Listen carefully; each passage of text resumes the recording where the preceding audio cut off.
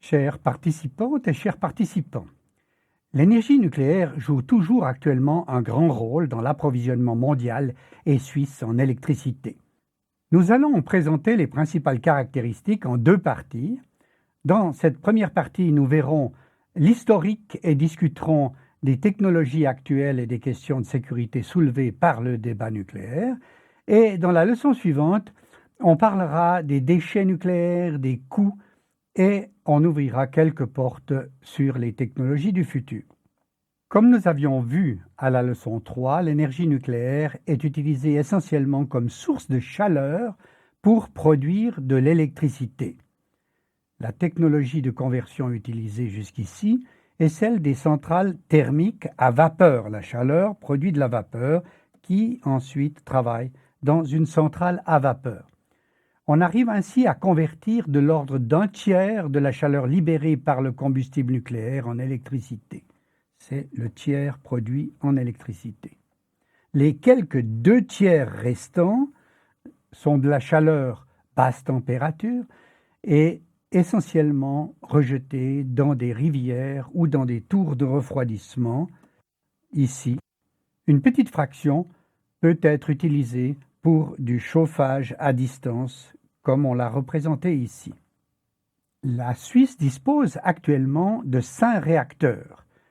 3 petites et anciennes installations, Mühlberg, Metznow 1 et 2, et 2 plus récentes, Gösgen et Leibstadt, respectivement de 1 et 1,2 gigawatts de puissance.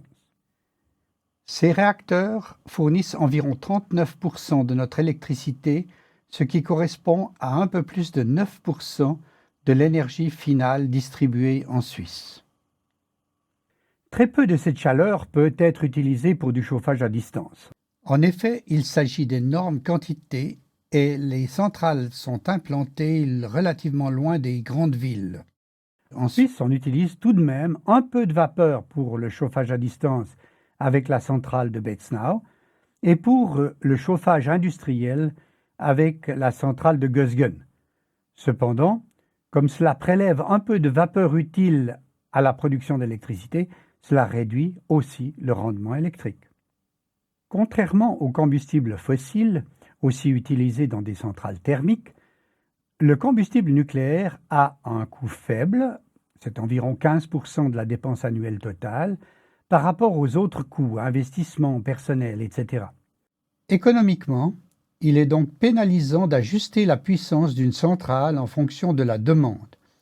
Aussi, les centrales nucléaires sont considérées comme des centrales de ruban, c'est-à-dire qui fonctionnent à puissance constante tout au long de l'année. On arrête leur production uniquement pendant les périodes de révision, qui sont d'une durée d'environ 1 mois, réparties sur l'été.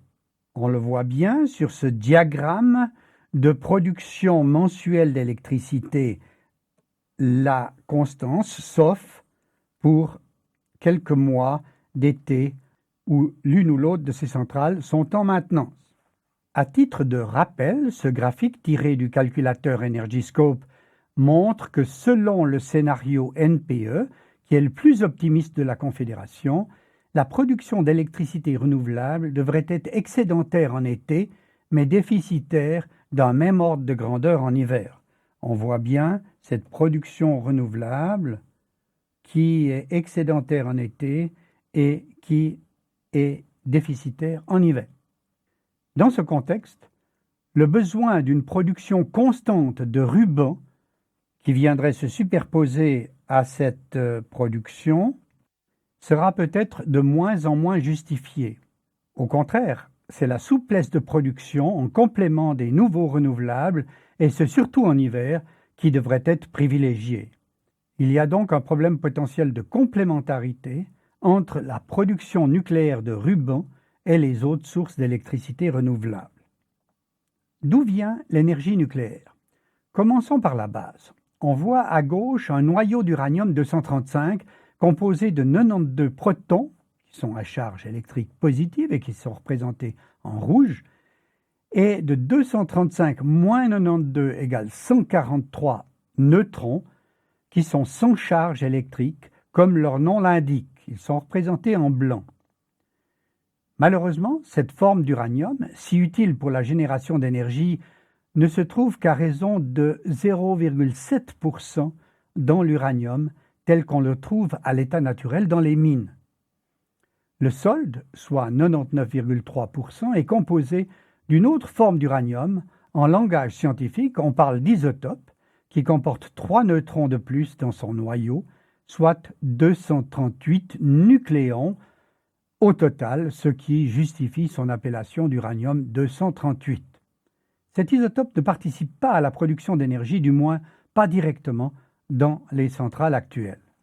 Lorsqu'un neutron, ayant des caractéristiques de vitesse appropriées, je reviendrai plus loin sur ce point, interagit avec un noyau d'uranium 235, cela conduit le plus souvent à une réaction de fission dans laquelle le noyau initial se scinde en deux parties de masse inégale, les produits de fission, avec en outre l'émission de 2 à 3 neutrons. Ceux-ci sont susceptibles de créer à leur tour de nouvelles fissions, donnant ainsi naissance au phénomène dit de réaction en chaîne. La somme des masses obtenues après la fission pèse un peu moins lourd que la somme des masses de départ.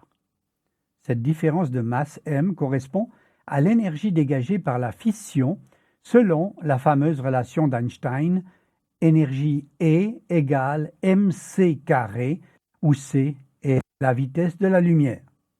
Pour espérer maintenir une réaction en chaîne contrôlée, il faut préalablement enrichir le combustible à 3 à 4% d'uranium 235, ce qui est réalisé dans des usines spécialisées. À noter qu'il est aussi possible, sous certaines conditions, de substituer à l'uranium 235 du plutonium 239, un autre isotope dit fissile. Par ailleurs, les neutrons émis lors d'une fission étant trop énergétiques, c'est-à-dire trop rapides, pour générer efficacement de nouvelles fissions, il faut donc les ralentir, on dit les modérer, ce qui est réalisé par une matrice contenant des éléments légers, de l'eau ou du graphite le plus souvent. Dans ce modérateur, ici en bleu, sont insérés les barreaux de combustible en rouge. De plus, des barres de contrôle en gris permettent de modifier le pouvoir de générer des fissions en absorbant les neutrons. Lorsque les barres de contrôle sont complètement insérées, le réacteur est à l'arrêt. Quand ces barres ici sont complètement insérées dans le réacteur, nous avons l'arrêt du réacteur. Une énergie nouvelle à l'histoire très ancienne. Dans le domaine nucléaire, l'homme pensait, pour une fois, avoir tout inventé sans que la nature lui ait montré le chemin. Grosse erreur. En 1972, les restes d'un réacteur nucléaire ayant fonctionné il y a près de 2 milliards d'années ont été découverts dans la mine d'uranium d'Oklo, au Gabon. En fait, dans ce lointain passé, l'uranium était naturellement enrichi en uranium 235 à plus de 3%, comme dans nos réacteurs modernes. Des infiltrations d'eau ont en outre permis la modération, le ralentissement des neutrons, issus des réactions de fission. C'était la condition nécessaire pour entretenir des réactions en chaîne, comme on l'a vu plus haut. Dans l'optique des controverses actuelles, il est intéressant de noter que bien qu'il n'y ait eu ni barrière technique, ni conditions géologiques optimisées pour empêcher la propagation de substances radioactives, les produits de fission, dans leur majorité, ainsi que le plutonium qui a été généré par réaction neutronique sur l'uranium 238, n'ont pratiquement pas bougé de remplacement d'origine. 2 milliards d'années plus tard, le 2 décembre 1942, l'équipe dirigée par Enrico Fermi a retiré du réacteur une barre de commande, ce qui a lancé la première réaction en chaîne contrôlée de fission nucléaire, ouvrant ainsi une nouvelle ère dans l'histoire des énergies maîtrisées par l'homme. La technologie nucléaire actuelle est dérivée de celle développée pour les sous-marins dès la fin de la Deuxième Guerre mondiale, avec notamment le Nautilus représenté ici. La conception du réacteur impliquait des contraintes d'encombrement et le choix s'est porté sur l'eau comme agent modérateur plus efficace et caloporteur pour le refroidissement. Ceci a impliqué de hautes pressions, 75 à 150 bars pour les réacteurs, pour que l'eau reste à l'état liquide dans le cœur du réacteur. D'où la nécessité d'une cuve de pression et avec pour conséquence une utilisation relativement peu efficace du combustible, ce qui constitue les faiblesses de ce type de réacteur pour la production d'électricité à terre. Historiquement, c'est dans le climat de guerre froide qui s'est instauré après la Seconde Guerre mondiale que le président américain proposa en 1953 le concept d'Atom for Peace, à l'origine du développement de l'énergie nucléaire à des fins civiles. Malgré les bombes d'Hiroshima et de Nagasaki, l'enthousiasme pour cette nouvelle forme d'énergie était grand à cette époque, au point qu'on envisageait que même les avions allaient voler à l'énergie nucléaire. Cependant, quelques accidents graves tels que Three Mile Island, Tchernobyl et finalement Fukushima en 2011 ont conduit à une remise en question de cette énergie. Ces accidents ont tous des déclencheurs humains en plus des problèmes naturels et techniques. Pour le dernier, à Fukushima, les concepteurs avaient entre autres mal positionné notamment les générateurs de secours, sous-estimé la digue de protection d'un facteur 2 et n'avaient pas installé de recombineur d'hydrogène, j'expliquerai ce point plus loin, dans le bâtiment de la centrale, ce qui a conduit aux explosions spectaculaires qui ont été filmées mais qui ne concernent pas une explosion du réacteur lui-même. C'est ce dernier accident, dans un pays avancé et à la réputation sérieuse, qui a amené en Suisse le Conseil fédéral puis les chambres fédérales à décider d'une sortie du nucléaire à une date néanmoins pas encore précisément déterminée. Le diagramme ci-contre montre le nombre de centrales en cours de construction chaque année au niveau mondial entre 1950 et 2020. On voit que le pic de construction de centrales a été atteint autour du second choc pétrolier de 1979, c'est-à-dire il y a près de 40 ans. Les centrales ont été au départ construites essentiellement en Amérique du Nord et en Europe, comme on le voit ici avec ces deux surfaces. L'Asie s'y est mise plus récemment avec un pic de construction vers 2011. On constate peu de nouvelles constructions en Europe de l'Ouest et en Amérique du Nord ces dernières décennies. En partie parce que le parc existant est jugé suffisant et en partie en raison des réticences des populations à accepter de nouvelles constructions de centrales de ce type.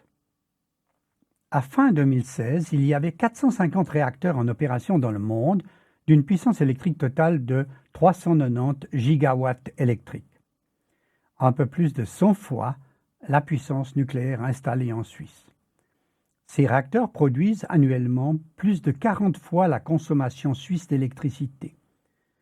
Le nucléaire produit ainsi environ 11% de l'électricité mondiale.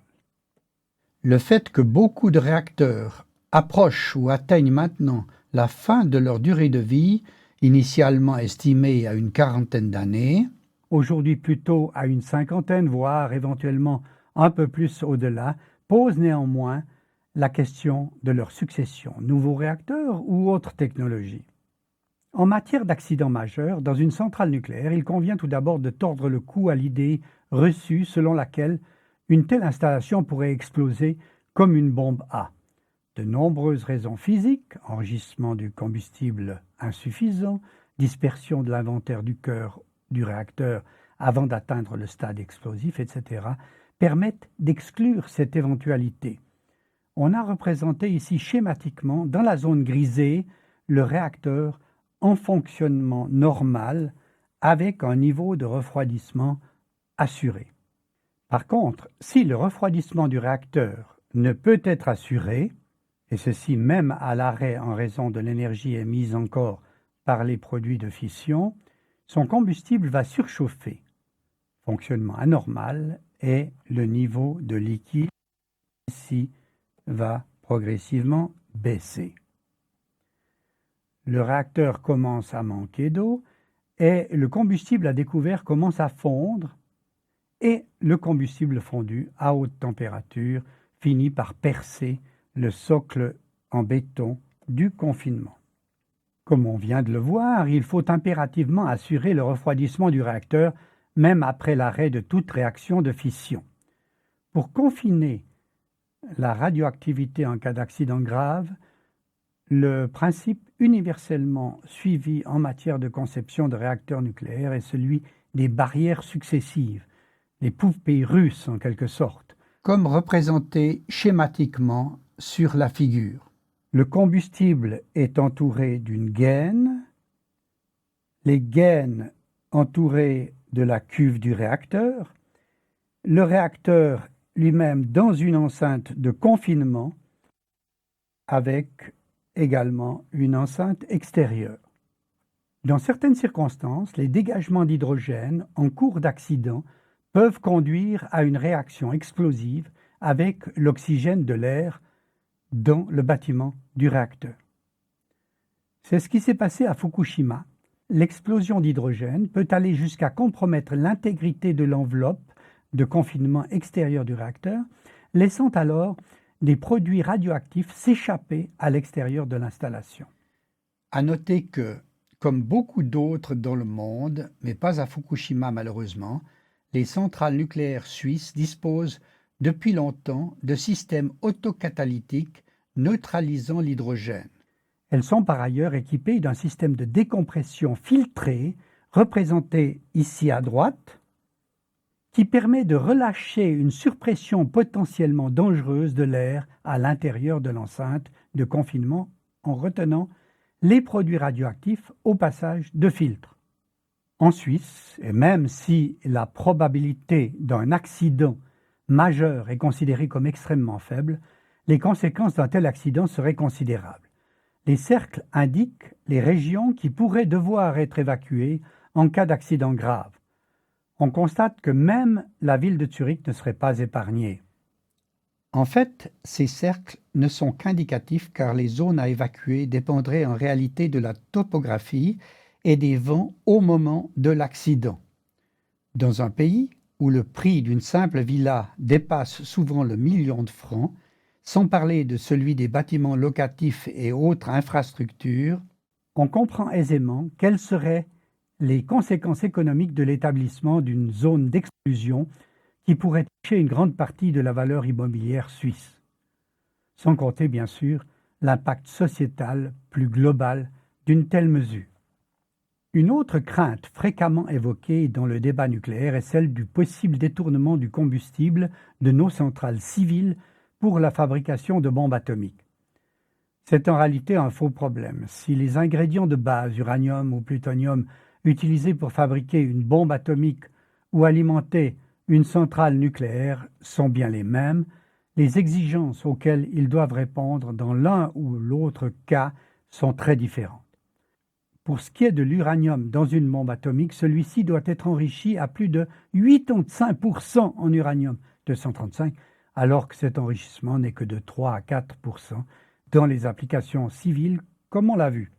Dans le cas du plutonium, la présence dans les centrales nucléaires d'isotopes supérieurs plus lourds de cet élément, le plutonium-240 essentiellement, le rend impropre à un usage militaire. On ne peut limiter cette formation de plutonium-240 qu'en retirant le plutonium-239 formé tôt dans la campagne de production entre deux recharges. Les réacteurs civils des pays ayant signé le traité de non-prolifération sont pour cela soumis à un contrôle de l'agence de Vienne qui surveille par caméra scellée qu'aucun déchargement intempestif de combustible n'ait lieu. Quelle que soit leur nature, tous les accidents ou incidents doivent être déclarés aux autorités de surveillance. Ils sont répertoriés internationalement sur une échelle de 0 à 7 afin que chaque exploitant puisse en être informé et corriger si nécessaire ces procédures. Tous les réacteurs sont par ailleurs soumis à des contrôles périodiques de leurs composants vitaux, mais encore faut-il que ces contrôles soient correctement effectués. En 2002, dans une centrale de l'Ohio, aux États-Unis, des travailleurs ont ainsi détecté une cavité d'une taille proche de celle d'un ballon de football américain, dans le couvercle de 15 cm d'épaisseur d'un réacteur. Il ne restait apparemment plus qu'1 centimètre de métal à cet endroit. Cette cavité s'était formée par corrosion lente à partir d'une fissure et n'a été détectée qu'après plusieurs années. La découverte aussi tardive d'un tel défaut, qui aurait pu être la source d'un très sérieux accident, est évidemment totalement anormale. Néanmoins, la durée d'exploitation de plusieurs centrales américaines a été prolongée à 60 ans. Passons maintenant aux conclusions de cette première partie. L'énergie nucléaire est la dernière née des énergies que l'homme a mises à son service. Elle a suivi un essor rapide dans les années 1970-1980, puis a fortement ralenti au niveau mondial.